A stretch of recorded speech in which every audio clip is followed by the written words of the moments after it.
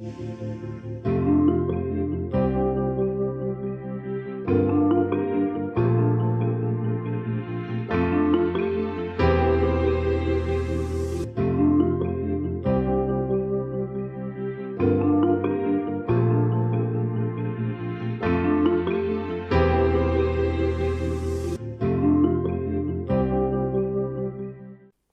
friends, welcome to the NPTEL online certification course Retrofitting and Rehabilitation of Civil Infrastructure. Today we will discuss Module D. The topic for Module D is fiber reinforced polymer composites and its characteristics. In the previous lecture, we have discussed micromechanics of composites. Composites have two major phases. One is of the composite at the fiber level. By knowing the properties of the fiber and the matrix within the composite and their relative proportions in terms of their volume and weight, we can determine the properties of the composite. In the previous lecture, we have discussed the derivation of the elastic moduli of composites by knowing the elastic properties of the fibers and the matrix and their relative proportions in terms of weight and volume within the composite. Today we will discuss some of the numerical problems and their solutions on micromechanics of composites. The concepts have been discussed in the previous lecture, and based on that we will discuss some numerical problems and their solutions. Problem 1 is that an E-glass vinyl ester unidirectional rod is to be used as an FRP reinforcing bar. The rod has 80% fiber weight fraction. Assuming no voids in the composite, determine the fiber volume fraction and the stiffness properties of the composite. The properties of the fiber and the matrix are given. The fiber is the E-glass fiber having density rho f is equal to 9.4 into 10 to the power of minus 2 pound per inch cube. The elastic modulus is also given 10.5 into 10 to the power of 6 psi or pound per square inch, and the Poisson's ratio is 0.2. Similarly, for the vinyl ester matrix, the density, elastic modulus and Poisson's ratios are given. In the problem, the suffix f is used for fiber, suffix m is used for matrix, and c is used for the composite.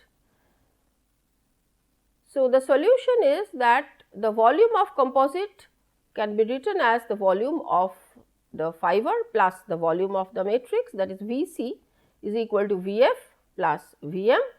Replacing the volumes in terms of their weights and densities, we get the relationship as Wc by rho c is equal to Wf by rho f plus Wm by rho m. Now, dividing both sides by Wc, that is the weight of the composite, the density of composite is written as 1 by rho c is equal to Wf by Wc into 1 by rho f plus Wm by Wc into 1 by rho m. Now, Wf by Wc, that is the weight of fiber by the weight of composite, is nothing but the weight fraction of the fiber. Similarly, the weight of matrix by the weight of composite is the weight fraction of the matrix. So, that is Wm. So, 1 by rho c, that is the density of the composite, is equal to the volume, the weight fraction of the fiber by the density of fiber plus the weight fraction of the matrix by the density of the matrix. Now, by putting these values in the equation, we get the density of the composite as 7.76 into 10 to the power of minus 2 pound per cubic inches. So, we can get the density of the composite by knowing the density of the fiber and the density of the matrix and their weight fractions. Now, using this relationship, we can also find the fiber volume fraction. The fiber volume fraction is given by Vf is equal to Wf into rho c by rho f, that we have derived in the previous lecture. That is, the fiber volume fraction is equal to the fiber volume fraction Vf is equal to the weight fraction of the fiber into rho c by rho f. The weight fraction of the 8 into their densities have been put. So, we get the fiber volume fraction Vf is equal to 0.66. So, this is the fiber volume fraction in the composite, that is coming out as 0.66. Since there is no void, so the other part is the matrix. So, the matrix volume fraction is 1 minus Vf, which is 0.34. Now, we need to determine the properties of the composite. The unidirectional composite, when it is loaded along the direction of the fibers, it is assumed that the strain in the fiber, matrix and the composite are the same. Considering this, the elastic modulus of the composite along the fiber direction is ECL, that is, the elastic modulus of the composite along the fiber direction is equal to EF into the volume fraction of fiber plus EM into the volume fraction of the matrix. This we have derived in the previous lecture. So, by putting the values of the elastic modulus of fiber and the matrix and their volume fractions that we have obtained here, we get ECL value is equal to 7.1 into 10 to the power of 6 psi. So, this is the elastic modulus of the composite along the fiber direction. From the rule of mixture, we can get the equation ECL, and the value is coming as 7.1 into 10 to the power of 6 psi, pounds per square inch. Now, we need to determine the elastic modulus of the composite transverse to the direction of the fiber. Direction of the fibers, it is assumed that the stress in the fiber, the stress in the matrix and the stress in the composite are the same. Considering this, the elastic modulus of composite perpendicular to the fiber direction is given by this equation. This also we have derived in the previous lecture, 1 by ECT, that is the elastic modulus of the composite perpendicular to the direction of the fibers, is equal to Vf by Ef plus Vm by Em. Now, by putting the values of Ef, Em and the volume fractions of fibers and matrix, we get the elastic modulus of the composite perpendicular to the direction of the fiber as 1.35 into 10 to the power of 6 psi. So, we get the elastic modulus of the composite along the direction of the fiber as well as perpendicular to the direction of the fiber by knowing the properties of the fiber and matrix and their fractions, relative weights and volume fractions.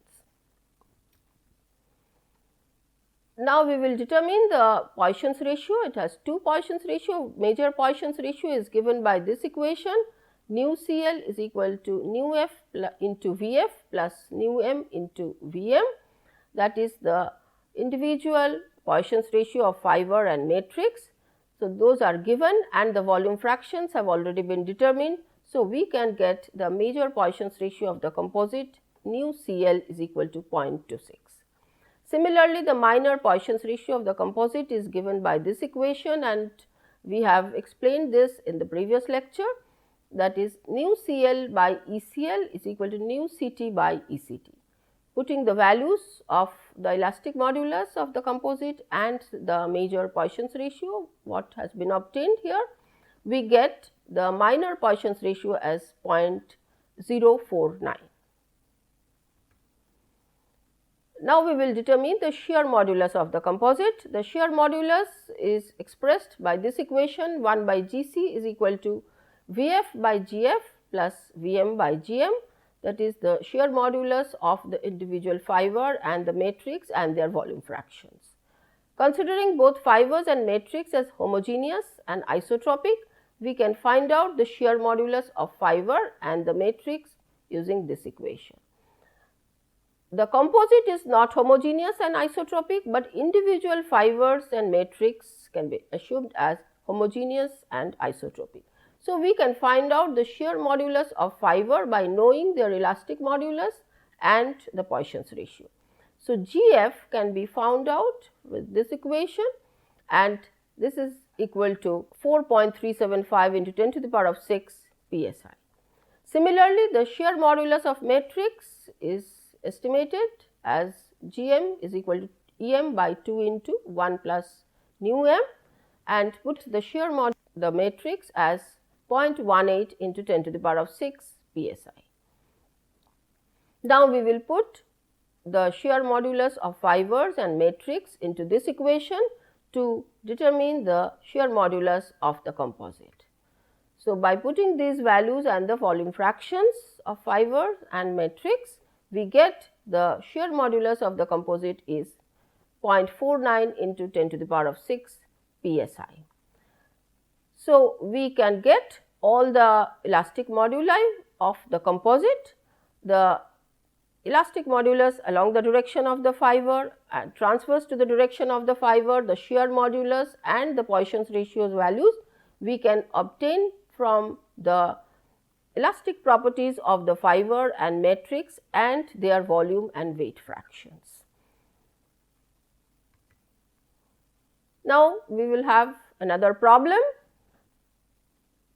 Problem 2 says that a glass fiber reinforced nylon composite contains E-glass fibers of 30% by volume. Calculate the percentage of load carried by the fibers when the composite is loaded.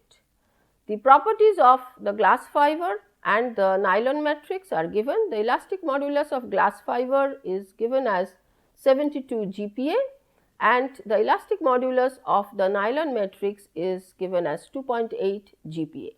Their volume fractions are given.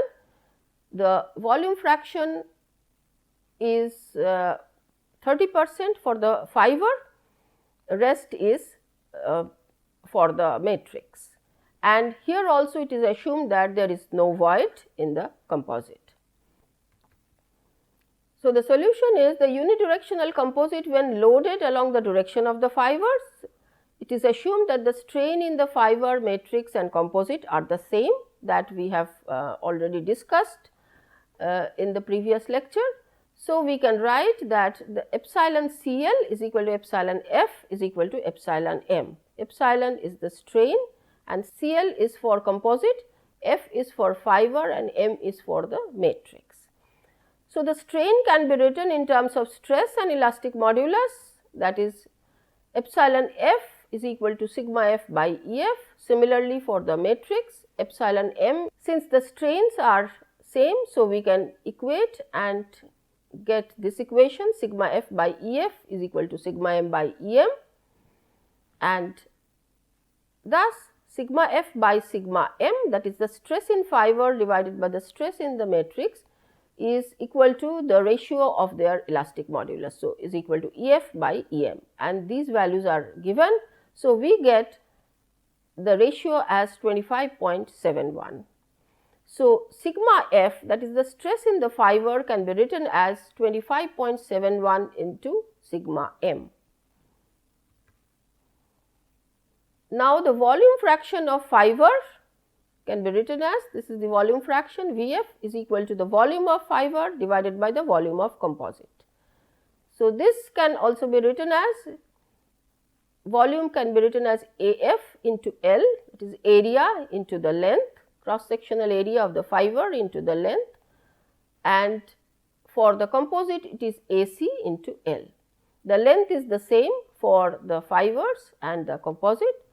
So, this can be written as AF into L in the numerator divided by AF into L plus AM into L, that is the cross sectional area of the composite is the summation of the,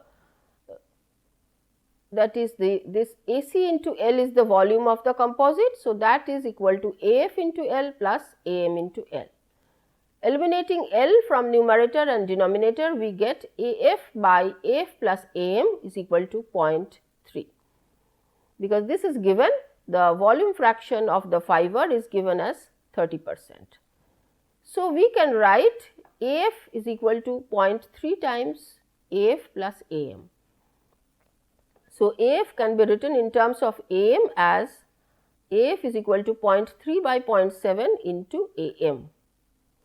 Now, we need to determine the fraction of load to be carried by the fibers. So, PF by PC, we have to find out this ratio. So, PF is the load carried by the fibers and PC is the load carried by the composite. So, PF, that is the load carried by the fiber, can be written as the stress into the cross sectional area. Similarly, for the composite, it is the stress in the fiber into the cross sectional area of fiber plus the stress in the matrix into the cross sectional area of the matrix. So, PF is equal to sigma F into AF and PC is equal to sigma F into AF plus sigma M into AM, that is put here. So, by putting these values, now sigma F we have obtained that it is equal to 25.71 into sigma M, that has been written here. Similarly, AF is equal to 0.3 by 0.7 into AM. So, that is replaced here. Similarly, in the denominator.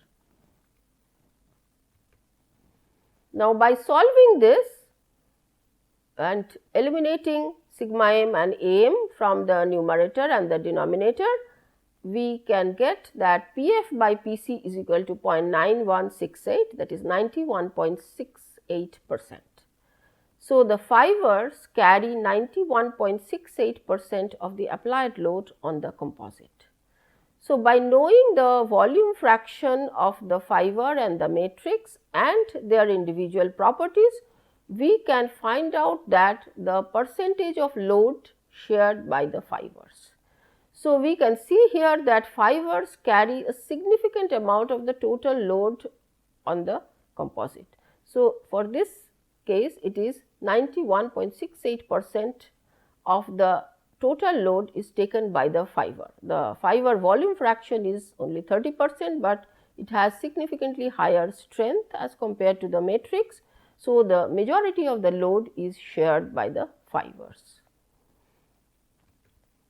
So, to summarize, we have discussed few numerical problems and their solutions on micromechanics of composite.